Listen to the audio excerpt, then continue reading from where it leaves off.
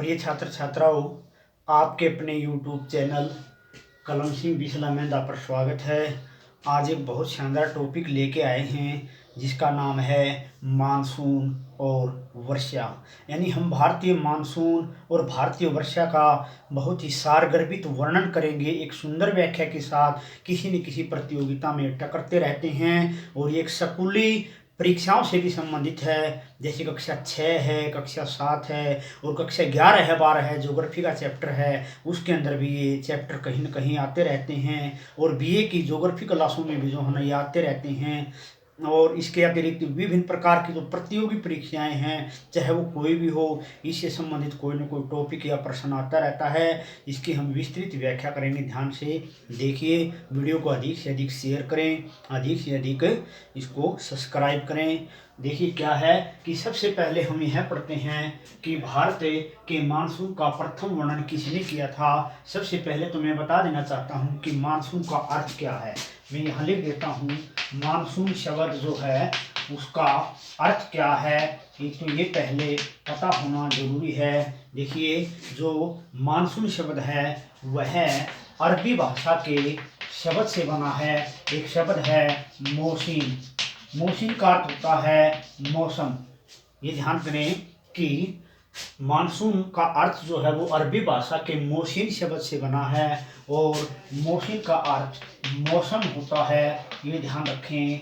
और सबसे पहले इसका प्रयोग कैसे किस तरह से किया गया कि अरब सागर के अंदर जो एक तरह से अरब की तरफ जो मल्लाह होते थे, मल्लाह कौन होते हैं, नाव चलाने वाले, जो समुद्र में नाव लेकर के जाते थे, उन्होंने सबसे पहले इस शब्द का प्रयोग किया था। और किस रूप में किया था मैं वो बता रहा हूँ। उन्होंने सबसे पहले मावसीम यानी मावसीम एक शब्द का प्रयोग किया था। उन्होंने सबसे पहले मावसीम, और मावसीम शब्द से ही बिगड़ करके मौसिन बना और मौसिन से ही फिर एक तरह से मौसम शब्द प्रयोग किया जाने लगा। यह अरबी भाषा का शब्द है। इसका अर्थ होता है कि बड़े पैमाने पर थल भाग से जल भाग की तरफ और जल भाग से थल भाग की तरफ चलने वाली पवनें होती हैं। तो ये मानसून का अर्थ समझ में आया होगा। उसके बाद हम जो भारतीय मानसून है वो दो प्रकार का है। इसका आगे आकर के वर्णन करेंगे हम कि भारतीय मानसून के बारे में। सबसे पहले इसका जो शब्द था वो प्रयोग किसने किया था, एक अल मसूदी नाम का व्यक्ति था, उसने सबसे पहले इस शब्द का प्रयोग किया था, अल मसूदी, ये ध्यान रखें। और भारत में औसत वर्षा वार्षिक रिपोर्ट जो है वो क्या है वर्षा की, वो लगभग 118 सेंटीमीटर वर्षा पूरे भारत में एक वर्ष में होती है। और वर्षा का लोकप्रिय प्रचलित नाम भारत के विभिन्न भाग हैं, लेकिन कंटिन्यूस में इसको सावन ही कहा जाता है। यानी सावन का मास, सावन का मास का एक तरह से गुच्छ हो जाता है। ये 3-4 महीने जो वर्षा के होते हैं उनको बोलते हैं। एक लोक प्रचलित नाम है, कुछ भागों में इसको सावन भादो भी कहा जाता है। ये एक तरह से इसका लोक प्रचलित नाम है। वैसे आम्रवृष्टि, आम्रवृष्टि का अर्थ होता है जो आम के पेड़ों के ऊपर कच्ची इमलियां होती हैं, तो उनके ऊपर जब हल्की वर्षा या फुहारों की वर्षा होती है तो वो आम के पेड़ों के लिए बहुत लाभदायक हो जाती है, क्योंकि उससे फल जल्दी तैयार हो जाता है। तो उस समय की जो वृष्टि होती है, वर्षा होती है, उसको अमरवृष्टि बोलते हैं। प्राय अमरवृष्टि मार्च के महीने से शुरू हो जाती है। यह एक तरह से बंगाल, बिहार, इन राज्यों में होती है और एक केरल में भी होती है। ये देखिएगा, मैं बता देना चाहता हूँ कि जब मानसून सक्रिय होता है हमारे यहाँ, तो उससे पहले मार्च अप्रैल मई के महीनों में यहाँ से कुछ वर्षा बंगाल और बिहार के प्रांतों में होने लगती है। किससे, बंगाल की खाड़ी तरफ। मैं लिख देता हूँ कि ये बंगाल की खाड़ी है, बंगाल खाड़ी, सीधा मैंने बंगाल खाड़ी ही लिखा है, की शब्द इसके लिए यूज नहीं किया, मैंने कर दिया है।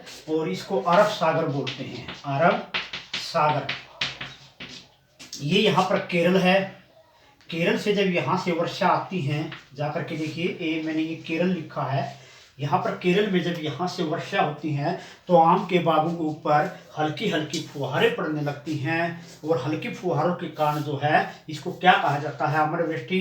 बंगाल की खाड़ी में भी यहाँ से जब हल्की हल्की बूंदें होने लगती हैं तो उसको एक तरह से क्या कहा जाता है, आम्रवृष्टि कहा जाता है। और कुछ क्षेत्र ऐसे होते हैं जो आम्रवृष्टि, बंगाल, बिहार और केरल में इसको आम्रवृष्टि ही बोलते हैं। तो जो पूर्वी भाग होता है, पूर्वी भाग ये है, ये वाला, इस क्षेत्र में इसको नार्वेस्टर बोलते हैं, नार्वेस्टर। ये देखिए मैंने लिखा है कि जो आम्रवृष्टि होती है इसको, जो ये राज्य हैं पूर्वी भारत के और कुछ भाग इनमें, इसको नार्वेस्टर कहा जाता है। तो फिर जो कर्नाटक होता है, कर्नाटक राज्य है यहाँ पर, ये देखिएगा, ये यहाँ कर्नाटक है। तो कर्नाटक राज्य के अंदर इसको एक तरह से चेरी ब्लास्ट बोला जाता है। मैं लिख देता हूँ कि कर्नाटक में इसको क्या कहा जाता है, एक तरह से चेरी ब्लास्ट। यहाँ जगह नहीं है, कमी है, तो मैं नीचे लिख देता हूँ यहाँ चेरी ब्लास्ट।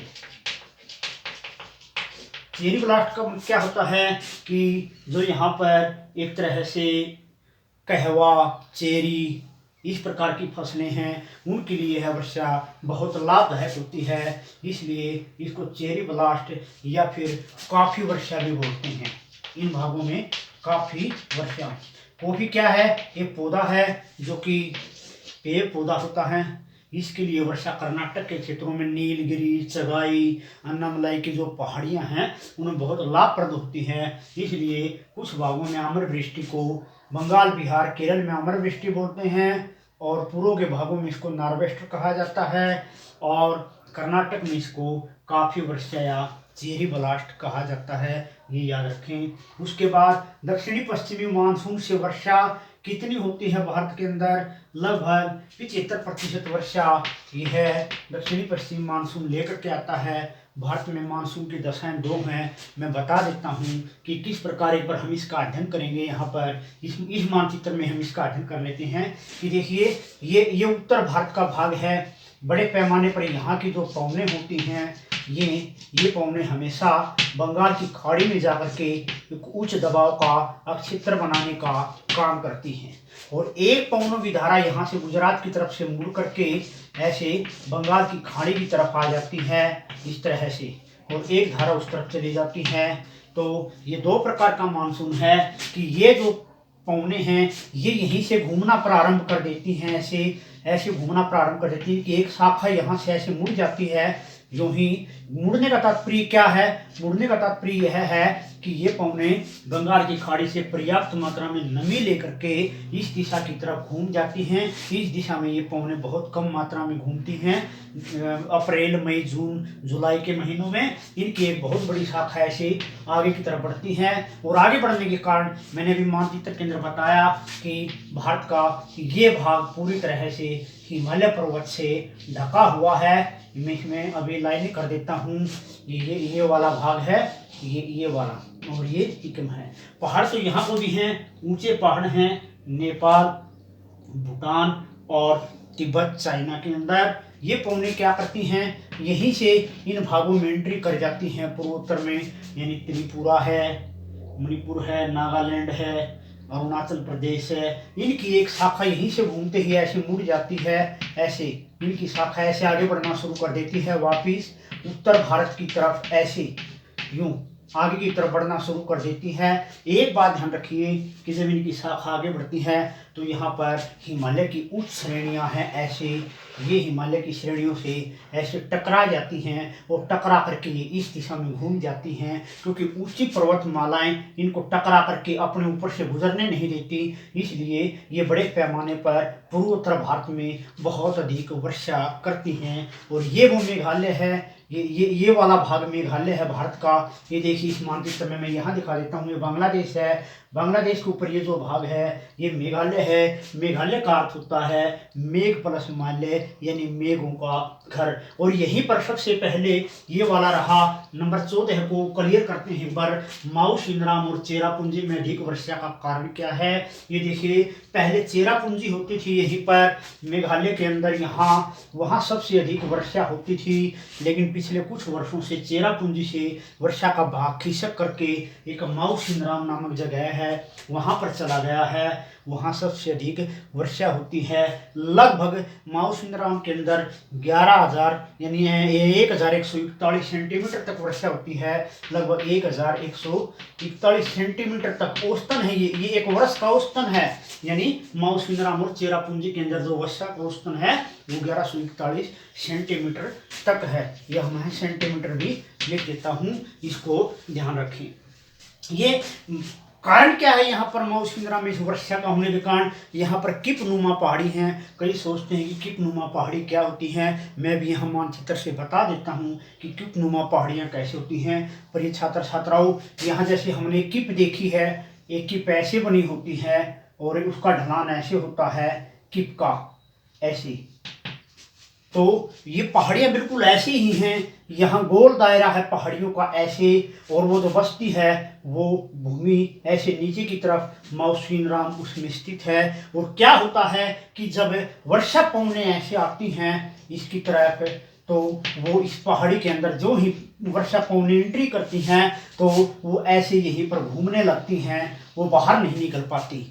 ये किपनुमा पहाड़ियाँ ऐसी हैं तो उसमें एंट्री करते ही वो ऐसे घूमने लगती हैं, और घूमने लगने के कारण वो सारे का सारा पानी यहीं पर उड़ेल देती हैं, जिससे कि माउसिनराम में सर्वाधिक वर्षा होती है। ये इसके अधिक वर्षा होने का प्रायोगिक कारण है। मैंने सही प्रयोग करके बताया है, इसको ध्यान से देख सकते हैं कि क्यों यहाँ अधिक वर्षा होती है। उसके बाद हमने देखा कि ये दक्षिणी पश्चिमी मानसून क्या है, अब इसके बारे में चर्चा करेंगे। ये तो एक तरह से बंगाल की खाड़ी की तरफ का, यानी कौन सा मानसून था, ये एक तरह से पूर्व का मानसून था, यानी इसको पूर्व दक्षिण का मानसून कहते हैं। ये इसको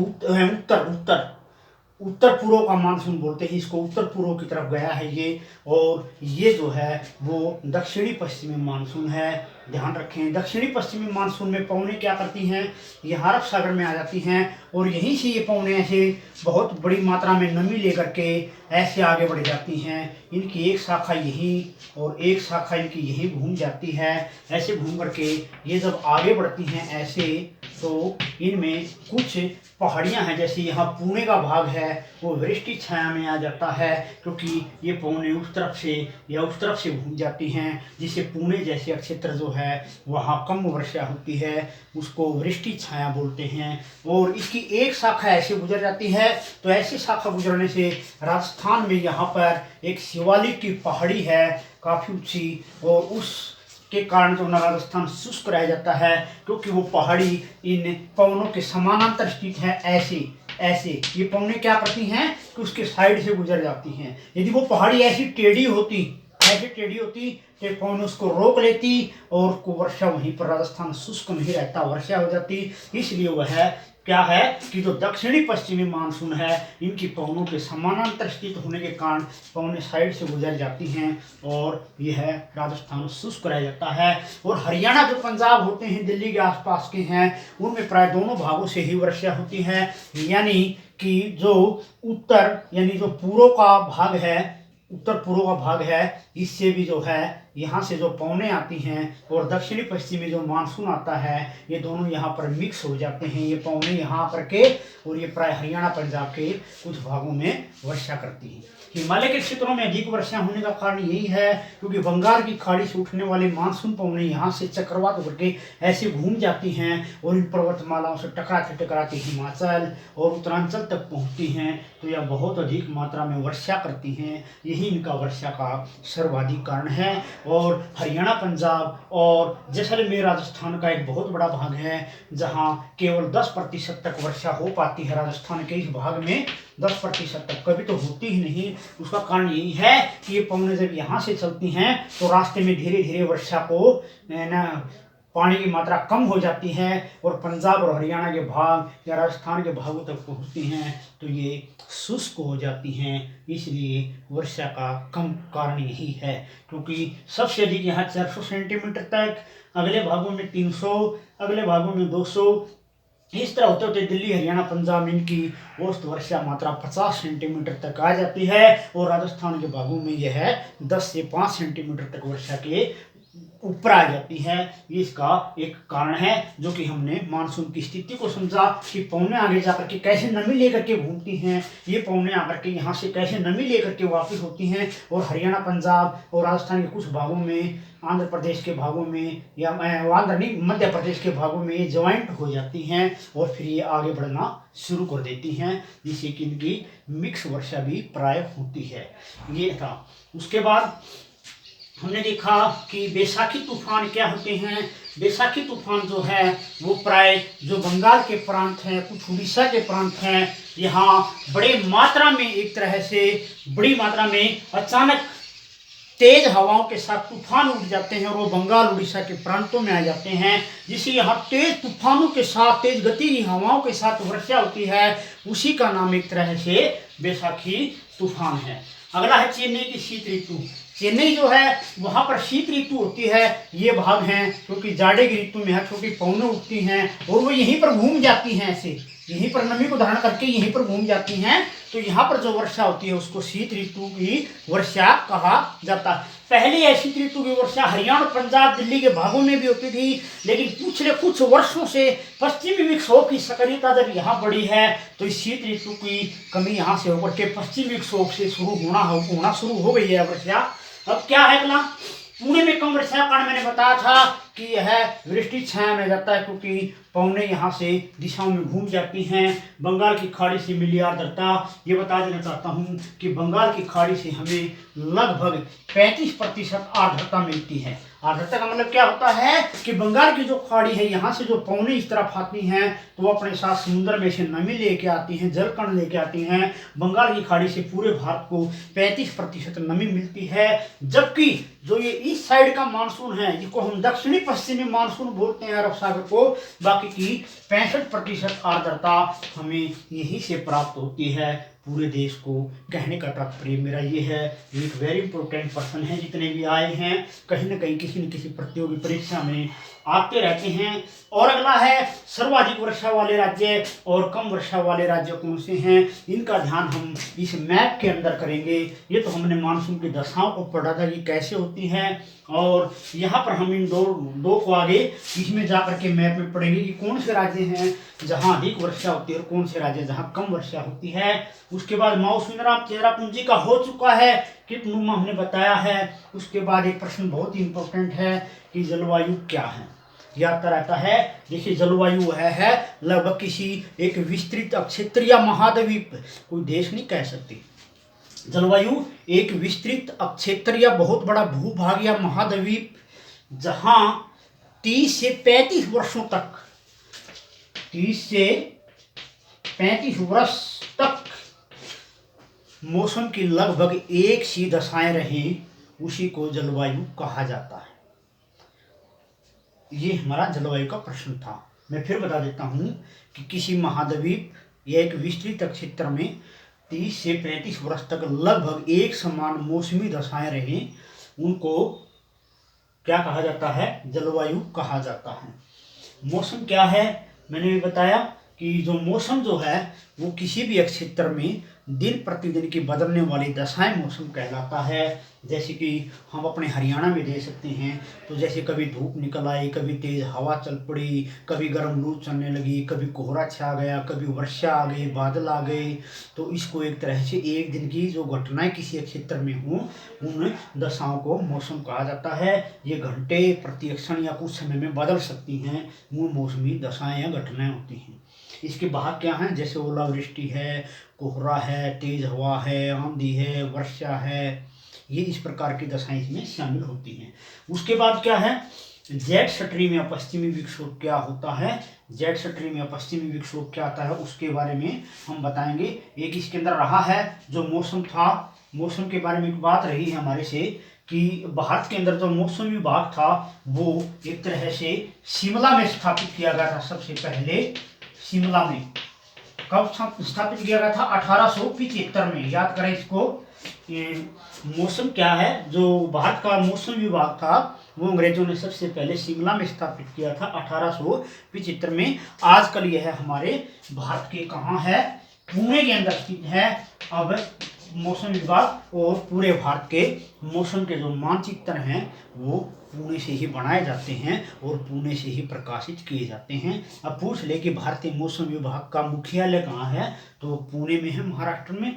वहीं से मौसमी मानचित्र प्रकाशित किए जाते हैं। अब होगा कि मौसमी मानचित्र क्या होते हैं। देखिए, जो मौसम विभाग होता है वो ऊपर जो सैटेलाइट छोड़े जाते हैं, विभिन्न उपग्रह छोड़े जाते हैं, उन उपग्रहों से विभिन्न मौसमों की दशाएं जानता है। जैसे बर्फीले क्षेत्रों में बर्फ कितनी है, किस क्षेत्र पर आंधी आई है, किस क्षेत्र पर बादल छाए हुए हैं, कहाँ पर धूप खिली रहेगी, समुद्र के किस भाग पे क्या स्थिति होगी, मैदानी भागों में स्थिति क्या होगी। वे अलग अलग तरह के मौसम मानचित्र होते हैं जो उस द्वारा प्रकाशित किए जाते हैं, जो दशाओं को बताते हैं कि इस दशा पर आज मौसमी दशा ये हैं, उस स्थान पर ये हैं और उस स्थान पर ये हैं। वो अलग अलग कई तरह के होते हैं। तो ये मौसम मानचित्र संबंधी था। अभी हम पढ़ रहे हैं अगला कि जो जलवायु है, हो गया, जेट स्ट्रीम और पश्चिमी विक्षोभ क्या होते हैं, एक बहुत बड़ा प्रश्न है। हम बार बार वर्णन करते रहते हैं, बताते हैं कि हरियाणा, पंजाब, राजस्थान के बहुत बड़े भागों में, उत्तर प्रदेश, दिल्ली में वर्षा हुई है। जम्मू कश्मीर, शिमला या हिमाचल प्रदेश, उत्तरांचल, इनमें अधिक बर्फबारी हुई है। इसका पीछे कारण क्या है, बार बार कहते हैं इसको वेस्टर्न डिस्टर्बेंस भी बोलते हैं। पश्चिमी विक्षोभ को वेस्टर्न डिस्टर्बेंस।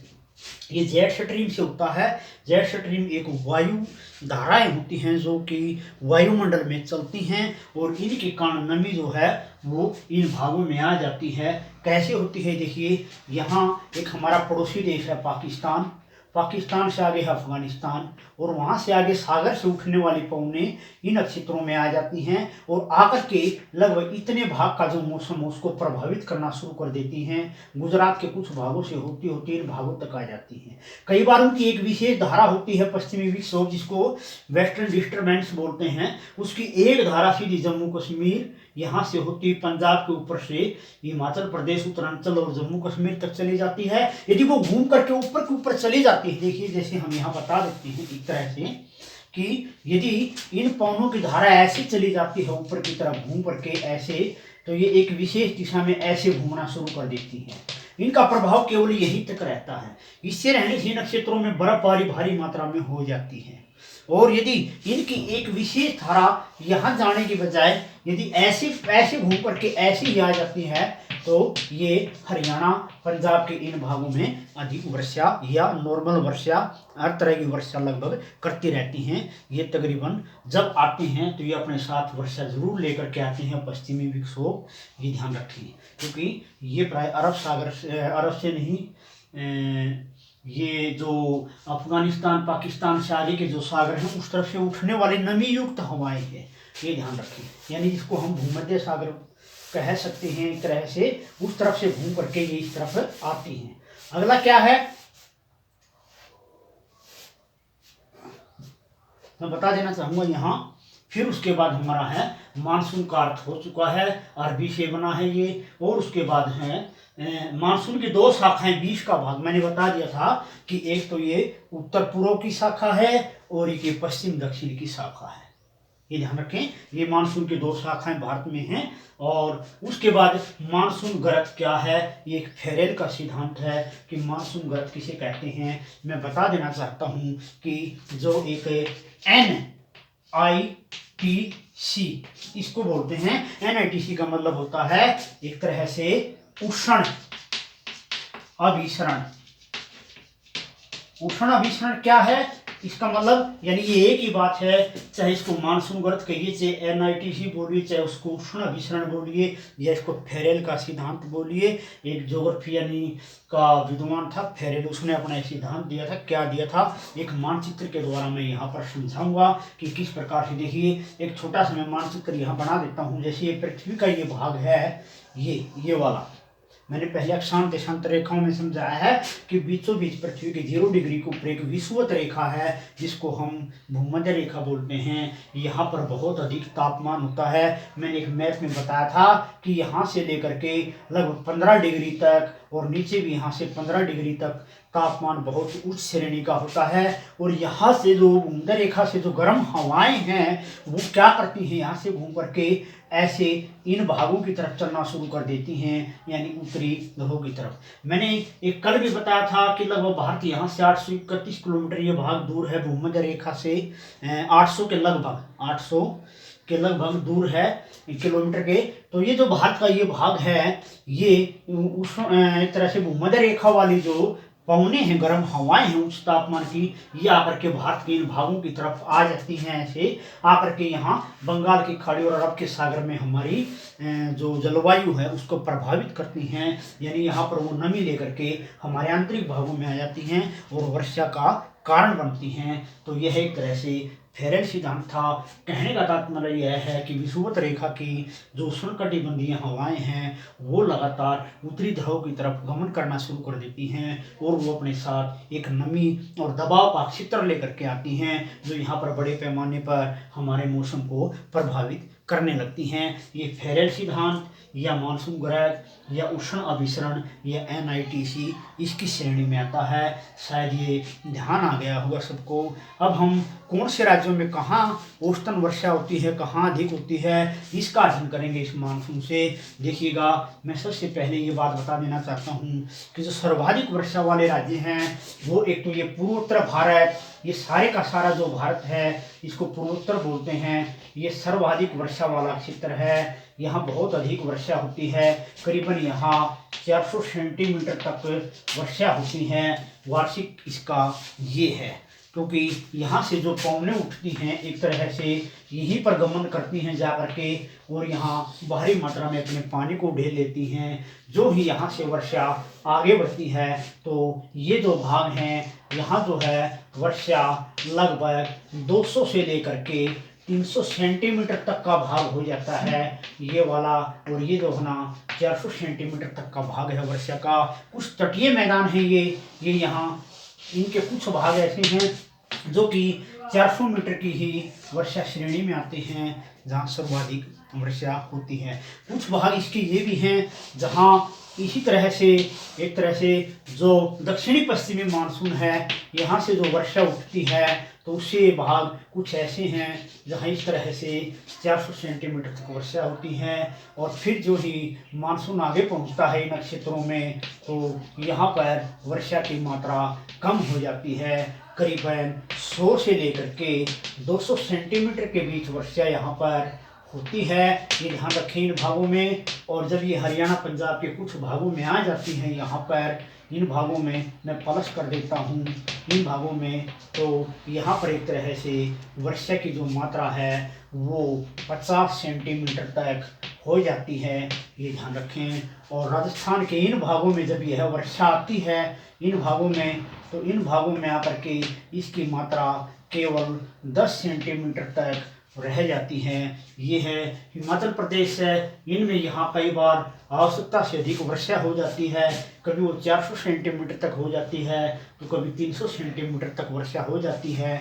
इन भागों में ये भारतीय राज्य के सर्वाधिक मानसून वाले पूर्वोत्तर हैं, इनको हम देख सकते हैं। और ये लगभग जो राज्य हैं ये जो है लगभग मध्यम वर्षा वाले राज्य हैं। कई बार यहाँ मानसून हमारे यहाँ पर एक अजीब एक बात कही गई है कि भारतीय मानसून जुआ है। जुए का मतलब क्या होता है कि जिस प्रकार से एक व्यक्ति जुआ खेलता है तो वह हार भी सकता है, जीत भी सकता है। हमारे मानसून की दशा भी यही है। और लोग कहते हैं कि मानसून पर खेती एक जुआ है। ये कहावत भी प्रचलित है कि खेती जो है कभी मानसून के ऊपर निर्भर होती है तो वह धोखा भी दे देती है और लाभप्रद भी होती है, और कभी वह अधिक मानसून के कारण नष्ट भी हो जाती है। तो भारतीय मानसून एक जुआ है, कभी यह समय से पहले सक्रिय हो जाता है, कभी समय से बाद में सक्रिय हो जाता है, तो कभी यह बहुत ही अधिक भारी बरस जाता है और कभी यह सक्रिय नहीं होता, जिससे कि अकाल जैसी समस्याएं उत्पन्न हो जाती हैं। जैसे अब के बाद बहुत से राज्यों में अतिवर्षा हुई, उसको अतिवृष्टि बोलते हैं। जब मानसून हद से ज़्यादा बरसता है तो पानी भर जाता जाता है, बाढ़ों का रूप ले लेता है, फसलें नष्ट हो जाती हैं। और जब मानसून न्यून होता है या सक्रिय नहीं होता तो उससे एक तरह से अकाल, जिसको दुष्काल बोलते हैं, वो शुरू हो जाता है, फसलें सूख जाती हैं। ऐसी स्थिति है। एक ये कहा जाता है कि भारतीय मानसून को एक अल नीनो नाम की धारा है वो प्रभावित करती है, जो अमेरिका के आसपास चलती है। वह एक गर्म जल की धारा होती है। कई भूगोल शास्त्री मानते हैं कि वो 5-10 साल में सक्रिय होती है। कभी जो है ना वो समय से पहले सक्रिय हो जाती है, कभी बाद में। कभी उसकी सक्रियता 3 साल देखी गई है, कभी 5 देखी गई है, तो कभी उसकी 7-8 साल देखी गई है। वह भारतीय मानसून को प्रभावित करती है। इसके बारे में हम जब विभिन्न जल धाराएं पृथ्वी की पढ़ेंगे तो उसके अंदर पता चलेगा कि वह अल नीनो यानी गल्फ स्ट्रीम जैसी धाराएं क्या हैं। इसमें हम नहीं बता पाएंगे, चैप्टर लंबा हो गया है। तो आशा है ये मैप समझ में आया होगा कि कहाँ लगभग कितनी वर्षा होती है। इसमें देख सकते हैं कि केरल कर्नाटक के ऐसे प्रांत हैं जहाँ वर्षा प्राय मानसून में कम होती है, शीत ऋतु में यहाँ लगभग अच्छी वर्षा हो जाती है। ये इस प्रकार तो कुछ राज्य यहाँ पर ऐसे हैं जहाँ 100 से लेकर के 200 सेंटीमीटर तक वर्षा होती है, जैसे आंध्र प्रदेश है, मध्य प्रदेश है। कभी यहाँ 200 हो जाती है तो कभी वो 300 भी हो जाती है, कभी वहाँ 100 भी रह जाती है। तो ये तरह से हमारा भारतीय वर्षा और मानसून का चैप्टर था। पसंद आया होगा, वीडियो को अधिक से अधिक शेयर करें इसको, और चैनल को सब्सक्राइब करें और हमारे साथ बने रहिए अगले वीडियो तक।